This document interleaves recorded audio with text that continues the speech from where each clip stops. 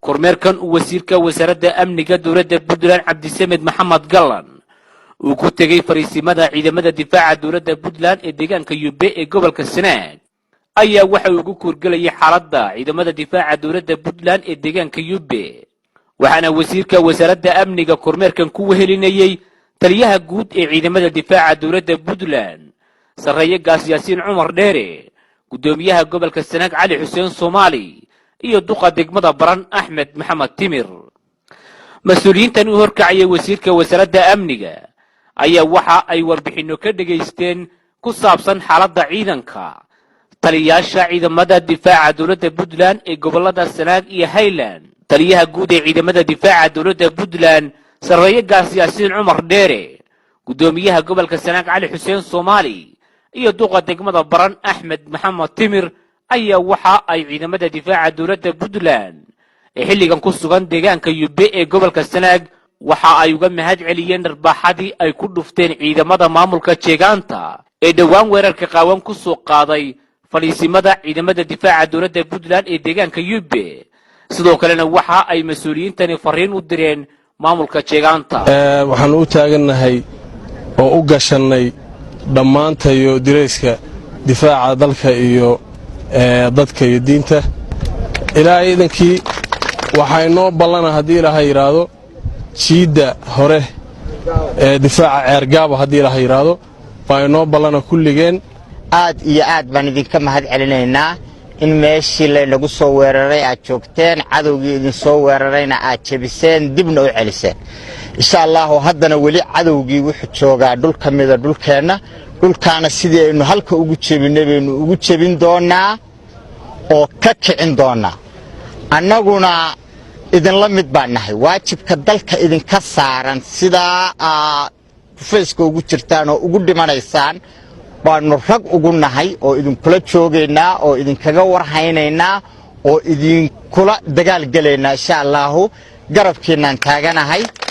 ninka ku dhinta intii ilaahay baneeyay inaad daafacato waa diintaada dalkaaga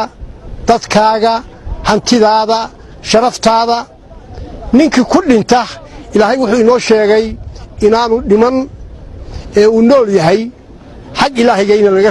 raaqayo waxaan aad iyo aad idinku ammaanayaa sida raganimo leh oo aad deegaankiinni u joogtaaniin oo u daafacanaysaaniin waa idinku sii boorinayaa dhaqan uma lihin inaynu cararno dhaqan uma lihin ciddina soo hunguriyeyshahoo soo doonataa naga liibaan mayso liibaan naga qaadi mayso xaqiiqad dhaba weeye waana soo daandaansadeen waana maageen haddee daandaansi bal ninkii looga raayo ha la arko wixii hadda ka dambeeya annagu nabad baan u joognaye waxay noqonaysaa waxay keeneen inaanu la falanqayno wasiirka wasaaradda amniga Cabdisamed Maxamed Gallan oo salaan sharaf ka qaatay cutubyo ka mid ah ciidamada difaaca dowladda Puntland ee deegaanka Yube ayaa waxa uu sheegay inaanay dowladda Puntland u dulqaadan doonin cid kasta oo isku dayda inay weerar ku soo qaado xuduudaha gobolada Puntland waxaa sidoo kale wasiir Gallan uu sheegay in ciidamada difaaca dowladda Puntland ay dharbaaxan lama ilaawana ku dhufan doonaan maamulka jeegaanta ee Somaliland wax badan baanu waxeerinay wax badan baanu nabadgelyada ilaalinay wax badan baanu nira xaaladda qaboojiye oo dib u dhiga laakiin waxaad moodaa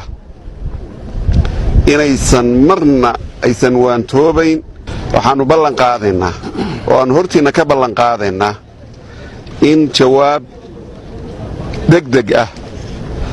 oo taariikhi ah inay kala kulmaan damaca iyo weerarka ay ku soo qaadeen jiidanaynu joogno waa ogtihiin oo difaaceenna asalka ah iyo deegaankeenna asalka ah waa meesha la yidhaahdo ceerigaabo waxaannu ka fakiraynay ceerigaabo nabadgelyo ma lagu wada noolaan karaa sida gaalkacyo nabadgelyo loogu wada nool yahay taasaannu ka fakiraynay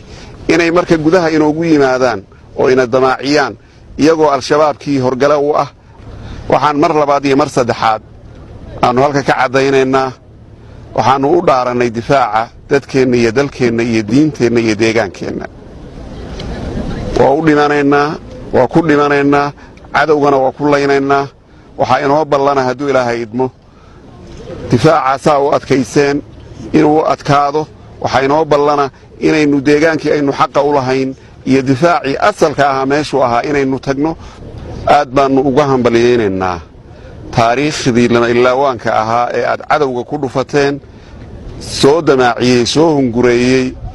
difaacan aad halkan kaga jirtaan inay ka huleeleen iyagoo mayd iyo dhaawac sita arrintaa aad baan ugu hambalyaynayaa waana idinka filaynay waana tan ay idinku jiifaan shacabweynaha reer puntland iyo dhammaan xukuumadda puntland madaxweynaha dawladda puntlandna uu idiin soo hambalyaynayey salaan diiranna halkaasuu idinka soo diray